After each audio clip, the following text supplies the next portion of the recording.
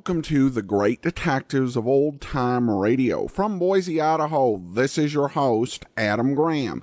If you have a comment, send it to me, box13 at greatdetectives.net. Follow us on Twitter at Radio Detectives and become one of our friends on Facebook, facebook.com/Radio Detectives. Our listener support campaign continues. You can support the show at support.greatdetectives.net. And during the listener support campaign, with a donation of $7 or more, you get access to our premium site as always. But with a donation of $20 or more, we'll send you an additional thank you gift. Among the options we have are a lot of great modern audio dramas, including those from Colonial Theater, recorded right here in the United States. There are the Father Brown mysteries. So far, they've released The Innocence of Father Brown, Volumes 1 through 3, and The Wisdom of Father Brown, Volume 1. Also, Perry Mason. And if you're into science fiction, check out their well-done and lengthy adaptation of Martian Chronicles by Ray Bradbury. At the $50 level, we can send you Box 13 Adventure Wanted from Radio Archive, a fantastic new collection of short stories featuring Dan Holliday in 6 new Box 13 adventures. A full list of available items are at support.greatdetectives.net, and we still welcome your contributions at patreon.greatdetectives.net. I also want to take this opportunity to thank some people who have sent one-time donations along. I want to thank Melanie, Stephen, and Karen. Thank you so much for your support. Now it's time for today's episode of The Lineup. And today's episode is actually the first airing of a story The Lineup did again, and we've already played the second version of that, but here's the first one. The original air date is April the 1st of 1952, and it's Kastro's cop-killing Karnage case. Ladies and gentlemen, we take you now, by transcription, behind the scenes of a police headquarters in a great American city, where under the cold, glaring lights will pass before us the innocent, the vagrant, the thief, the murderer. This is The Lineup.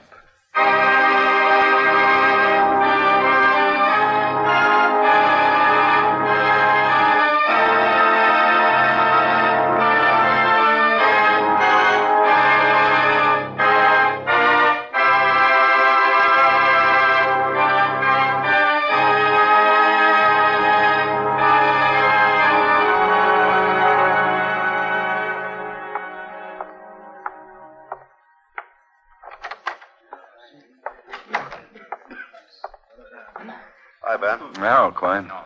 Your people were all here. Oh, fine. Yeah, right over there. Thanks. Big line? Good size. About 24, I think. Any news on the other man on the bank job? No, not yet. I'll see you later. Right. I don't know. I think it's possible. Now, you take Bill Hello. Ryan. Oh, hello, Lieutenant.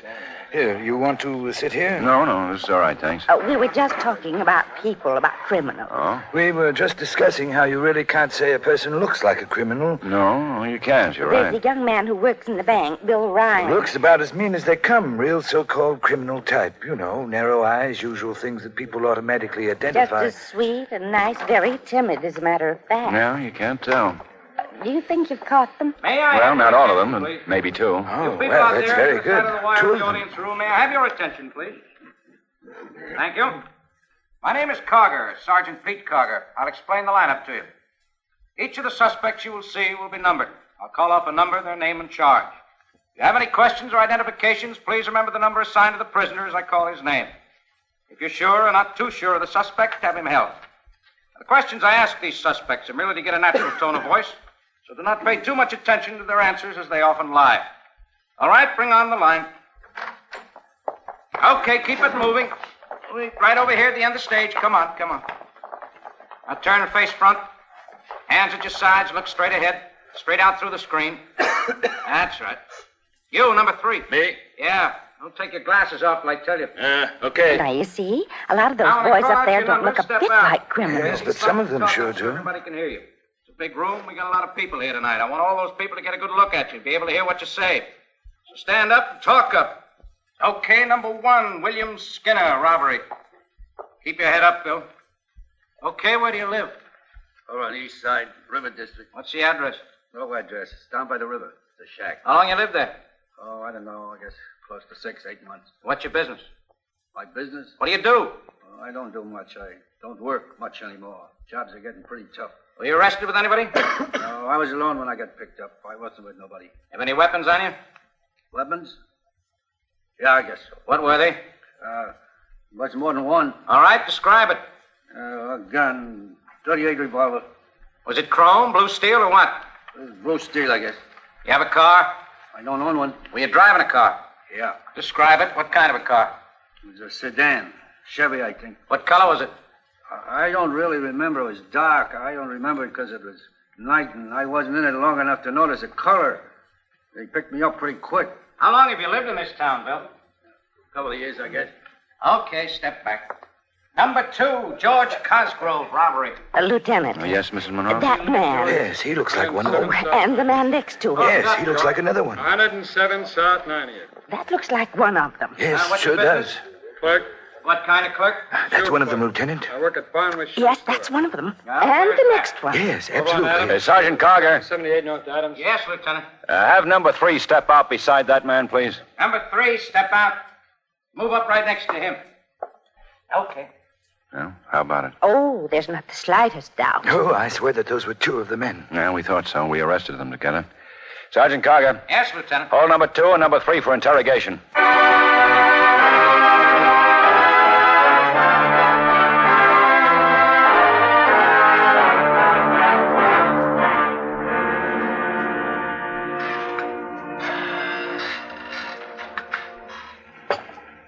Oh, thanks.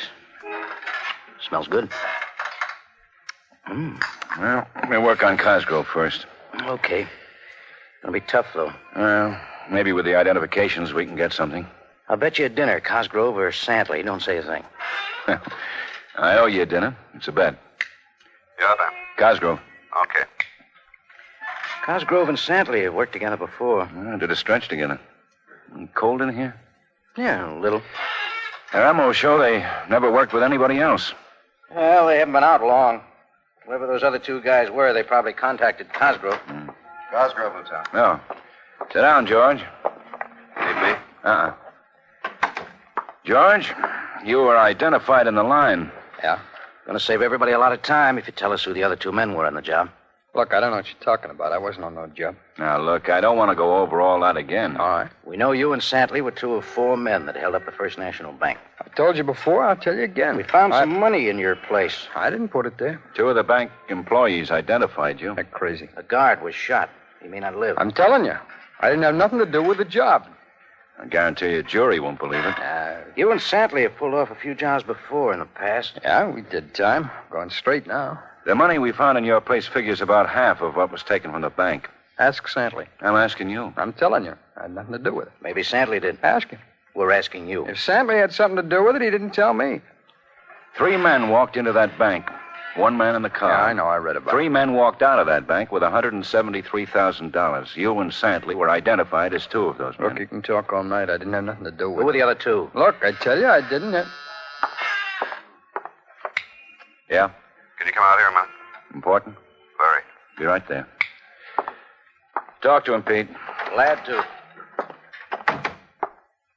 Okay, what's so hot? You know Stan Holt? Oh, hello, Lieutenant. Yeah, I know Stan. Been a long time. Yeah, I've been going straight. Tell the lieutenant what you told me, Stan. Well, like I said, I've been going straight. I got a job, and I haven't gotten mixed up in nothing since I got out. Just tell him what you told me.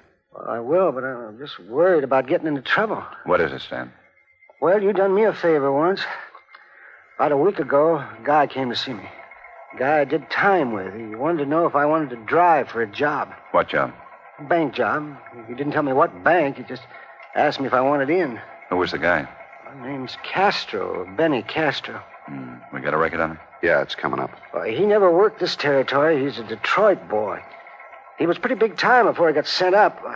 I got to know him pretty well in stir, but I hadn't seen him till the other day. I didn't even know he was out until he showed up at my place. How do you know where to find you? Well, he said George Cosgrove gave him my address. You know Kastro? Uh-huh. I've seen him a couple of times in the last couple of months. He always wanted to get together, figure out a job. He was always with a guy named Santley. Well, I read the papers this morning, and I put two and two together. No, what do you mean? Well, if Kastro shows up at my place and says Cosgrove told him where to find me, I figure he must be working with Kastro. And when I read about the First National job and how you already got Cosgrove and Santley... Where can we find Kastro? Oh, I don't know. There were 4 men in on the job. Well, Kastro was the only one I saw. Here's the package on Kastro. Give it to Ben, Asher. Okay, thanks. Well, hello, Stan. Oh, hello. I don't remember your name. Asher. Oh, yeah. Yeah, Castro's really got a reckon. Yeah, did he work with anybody special? Worked with a lot of boys. A lot of special ones. He was a pretty big boy. He pulled off some fancy jobs before they sent him up. And he came to see you about a week ago, huh? I think it was on a Saturday. It was a Friday or Saturday or last week, I'm sure. Mm-hmm. Quine, put out a pickup for Kastro. Right. Oh, I'll get it. And you don't know who the other man is, eh, Stan? No, I don't know who it could be. Well, you'll have to testify. Yeah. I will. We'll give you plenty of protection. Okay, thanks. That was a hospital. The bank guard just died. Mm-hmm. Look, this Castro's a nasty guy. Yeah. He'll kill me if he finds out I came here. Now, relax, Stan, relax. You'll get protection, and when we catch Kastro, he's not going to be in a position to kill anybody.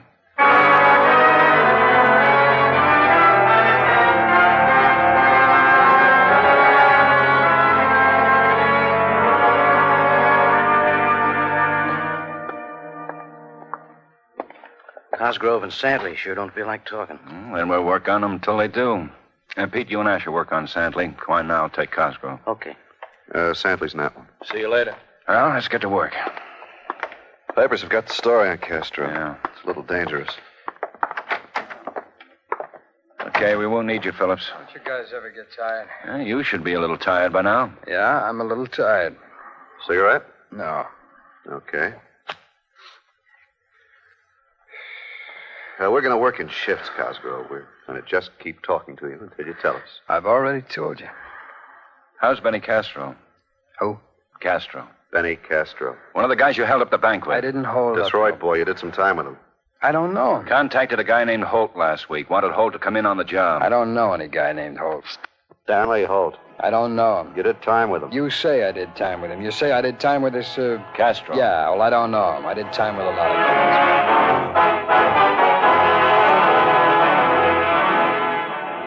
Who was he, Santley? I tell you, I didn't have nothing to do with that bank job. You and Cosgrove and Castro. No. Who was the other guy? How can I tell you if I don't know who you're talking about? First National Bank job. I know that. Thought you said you didn't know what we were talking about. I mean, these other guys. You sure you didn't pull that job off by yourself? I didn't pull it off at all. I didn't know nothing about it. I told you guys a dozen times. Tell us again. I didn't have nothing to do with it. You'll go to trial and they'll convict you. I didn't have nothing to do with it. We know Castro was in on it with you. Castro was the other man in the bank with you and Cosgrove. I wasn't in the bank. Now, there's no use getting excited, Santley. I'm tired. You guys have been pounding on me all day and half the night. I want some sleep. Now, let's take it real easy and start again. Again? Again, from the beginning. Who was the other guy? I don't know. I tell you for the 100th time, I don't know.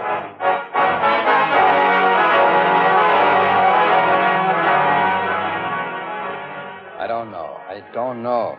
Well, we got a long time until you change your mind. I don't know any guy named Castro. I don't know anything about the bank A job. dozen people say you do. And I say I don't. You hear me? I say I don't. We hear. I don't know.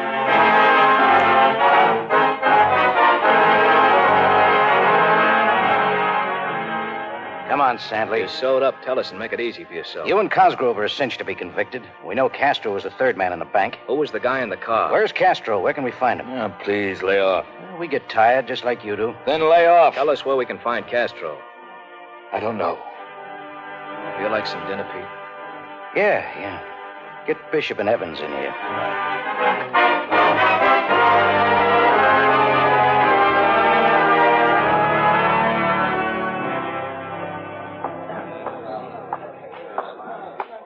Yeah, 2 roast beef rare.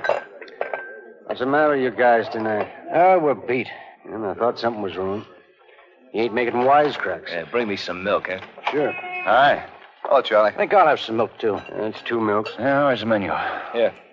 You guys look like you've been to a funeral. Charlie, how's the roast beef? It's pretty good. I can give you a nice outside cut. Okay, some coffee. Yeah. And 2 milks, 2 beefs. Make mine rare. 2 coffee.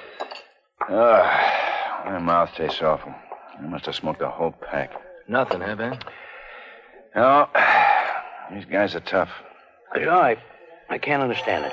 No, what? Santley and Cosgrove, they know we've got him. They're afraid of Kastro. Yeah. Yep. They'll give it up sooner or later. Yeah, wait a minute. Well, the way it's going, I don't know whether they will or not. Huh? For you. Oh, someday that phone isn't gonna ring. You know, Hey. we rib Charlie a lot. Guthrie. But he really does have good beef. I don't know how he does it at these prices. Where? A plate this size would cost All right. Cargan, I'll get right over. A place like you're Joey's, you know. Yeah, I gotta break it up, Pete. Oh, Ben. Come on. What's up, man? You guys get back over with Santley and Cosgrove as soon as you can. Holt, a witness that identified Kastro, was just killed. What? Small and Leeds? Small's okay. He got one of the 2 men who killed Holt. Leeds is hurt pretty bad. Well, let's go.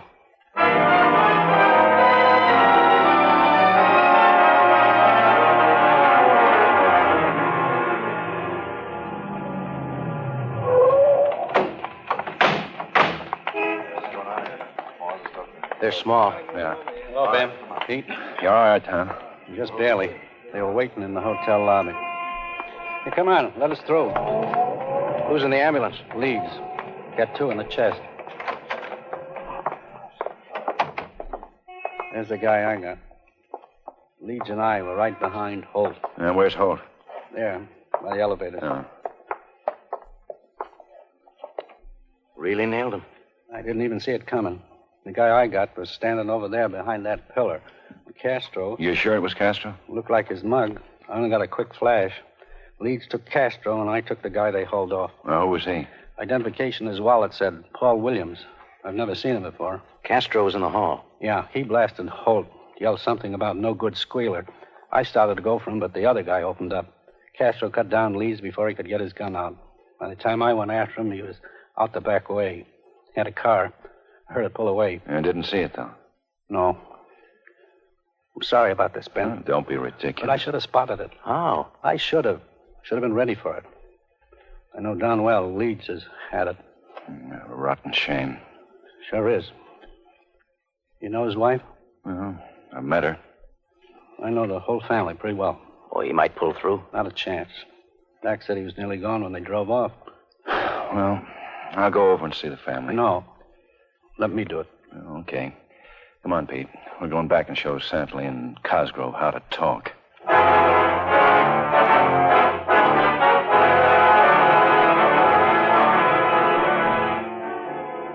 I can't talk anymore. I'm beat.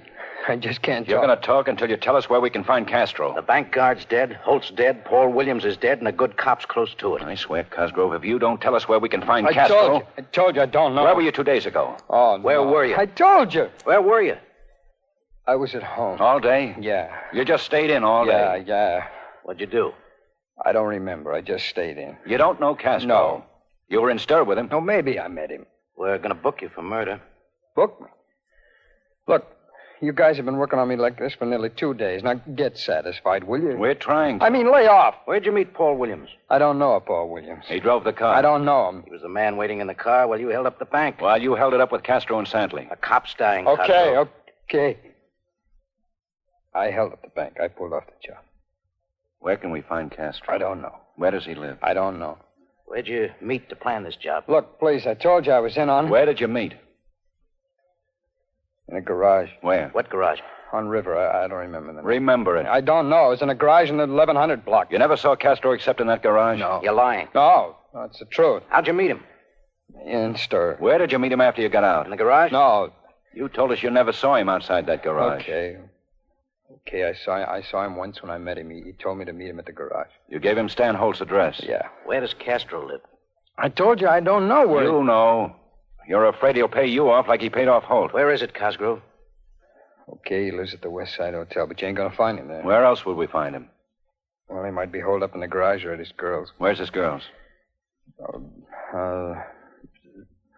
65070 Sycamore. Name's June Bender. Okay, house, hotel, what? It's a house, a little white dome. Look, please, Don't tip him what I told you. You don't know that guy. We'll introduce ourselves.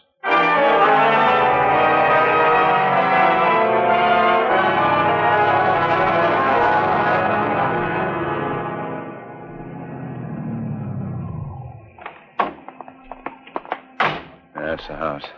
Oh, lights on.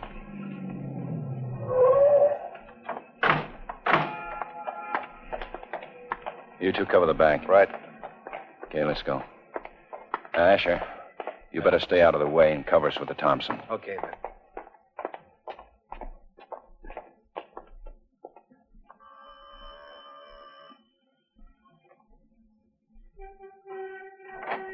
Yeah?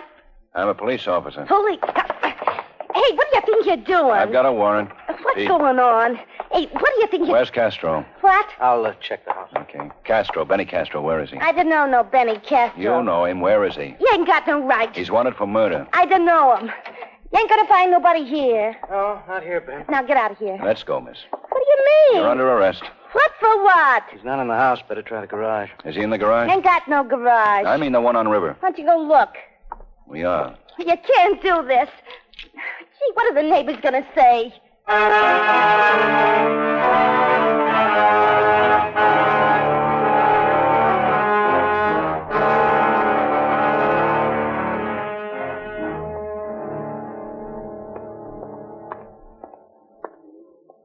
Staked out. 3 at the sides, 3 at the back. Okay. Come on in with us. Okay. There's a gray sedan parked in the alley. Oh, wouldn't be Castro's. If he's in the garage, his car's in with him. Wish there was a window. Yeah, there's one around the back. High, but it's blacked out. We can use a gas gun on it. Yeah, heavy lock. Heavy door. And give me the shotgun. Get out of the way. I'm going to blast the lock, then push my way in. Come in after me. Right after you. Okay. Go on.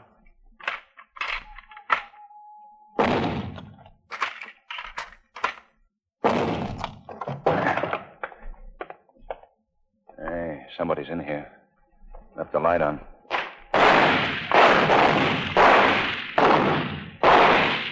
He was behind that car. Yeah, move away from me. Move away. Castro, come on out with your hands up. Okay, blast him.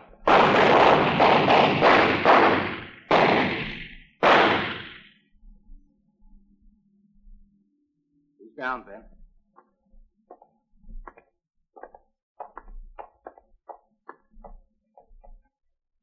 Castro, all right.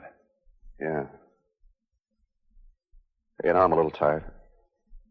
Come on, let's get out of this garage, huh? It's damp.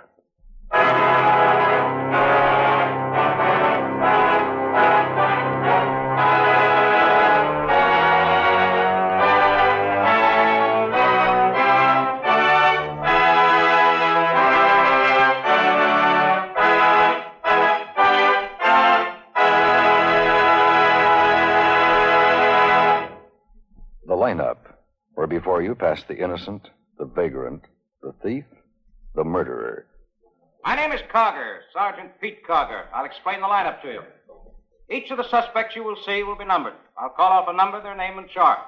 If you have any questions or identifications, please remember the number assigned to the prisoner as I call his name. At the end of each line, when I ask for questions or identifications, call out the number. If you're sure or not too sure, the suspect, have him held. The officers who took your name will assist you.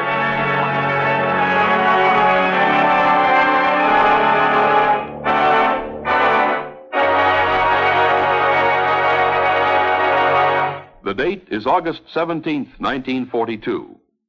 The place? Enemy installations in France. Down from the skies sweep 12 American B-17s in deadly accurate attacks. The first American heavy bomber attacks from England. The historic 8th Air Force is making its bid for immortality, the beginning of its long and noble tradition. This was the start of America's superb air effort in the European theater during World War II, the beginning of the greatest air power the world has ever known. Remember that date, August 17th, 1942, a day to be proud of, one of many great historic moments that make up the unforgettable saga of the United States Air Force. The lineup, starring Bill Johnstone as Lieutenant Ben Guthrie, is written by Blake Edwards with music by Eddie Dunstetter.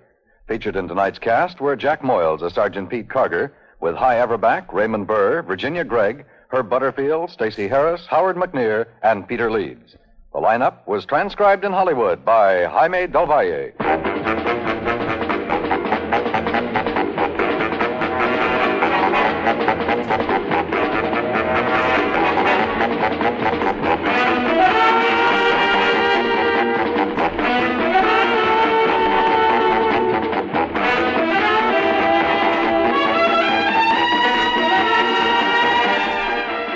Lineup has come to you through the worldwide facilities of the United States Armed Forces Radio and Television Service.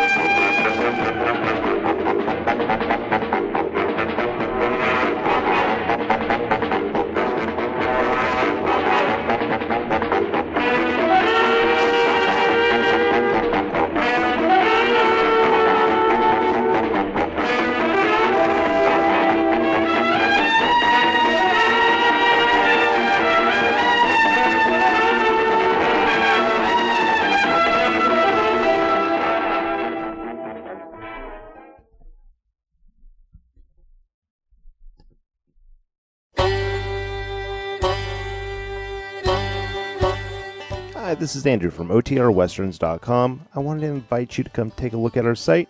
We stream live OTR Westerns 24 hours a day, 7 days a week, along with putting out podcasts of old-time radio westerns. Check us out at OTRWesterns.com. You're listening to The Great Detectives of Old Time Radio with Adam Graham. Now let's get back into the show.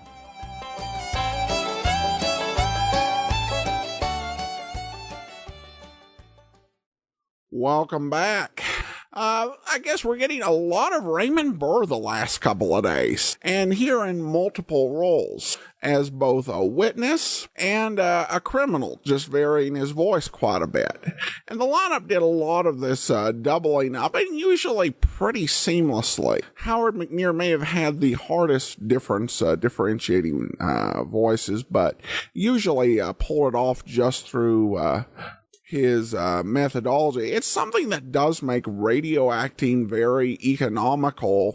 Even today, you listen to colonial radio theater or Big Finish, and you'll find that there are minor parts that are actually played by regular members of the cast. So it really does offer the actors a chance to stretch their acting muscles and by playing multiple parts in the same performance. All right, well, our listener support campaign does continue. And remember, you can support us at support.greatdetectives.net. And remember, thank you gifts are available on your request with a donation of $20 or more. Among the options we do have available at the $75 level, if you're in the United States or Canada, we'll gladly send you Poirot's complete short stories. This collects all of the Poirot short stories. It is a very large book, but it gives you an opportunity to read all of his short stories in a single place. It's about 900 pages, and we'll send it to you with a donation of $75 or more. At the $100 level, we'll gladly send you Jim French Productions' The History of Harry Nile. This series first began airing in Seattle in the 1970s, starring Phil Harper as Harry. The stories, though, are set in the 1940s and 50s, and Harper really does make for a great private detective. This first box set is set mostly in Los Angeles, though it later moves to Seattle, making it a nice differentiation, because there are a lot of old-time radio detective series, but none set in Seattle. But this is a great chance to get a listen to Phil Harper at his best as he gets started as Harry now, and it is available with a donation of $100 or more, and we'll send you your choice of volumes 1, 2, 3, 4, 5, or 6. And you can still support us on an ongoing basis for $2 or more a month at patreon.greatdetectives.net. But that will actually do it for today. Join us back here tomorrow for Richard Diamond. And be sure and listen in